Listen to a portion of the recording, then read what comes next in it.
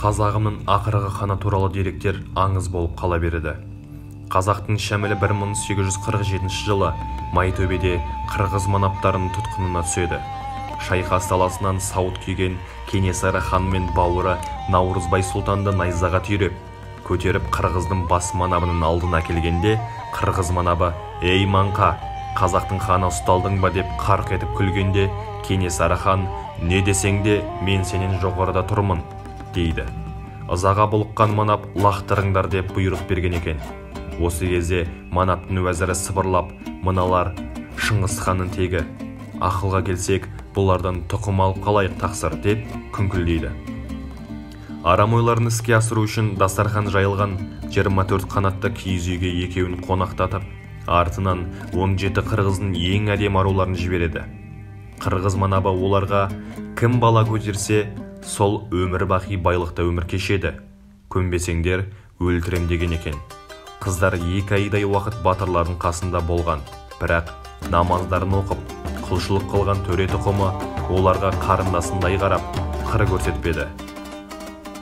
Кенесары хан: "Мұсылман қарындастарым, өлімнен намыс күшті. Кәпірлердің жендет әскері елді жалмап келе жатыр.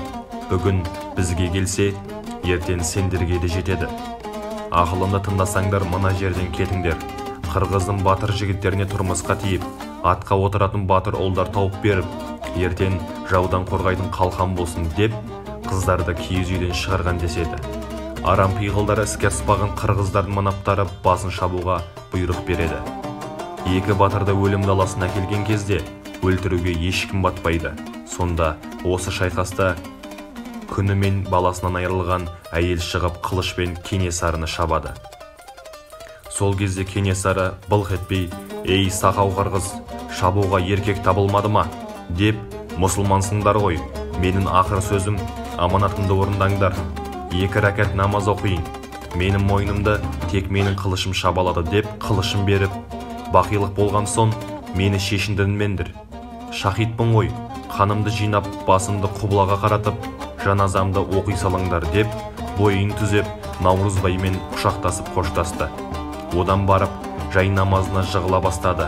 Намазын аяқтап құблаға қарап "Ла илаха иллалла" дегенде қылыш мойнын қиып өтеді. Ханның басы "Ла илаха иллалла" деп домалап кете береді. Атамбай деген қырғыз жүгіріп барып басты дорбаға салып алады.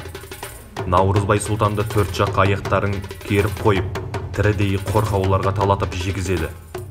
Наурызбайдың батырлығы сондай, бір қаңқ еткен дабыс шығармай, ақырғы сөзі "Ла илаха иллалла" болды деседі. Қырғыздар 2-ге бөлініп, орыстарға сатылғандар аманатты бұзып, Кенесарыны шешіндіріп, өлі денесін қорлаған екен.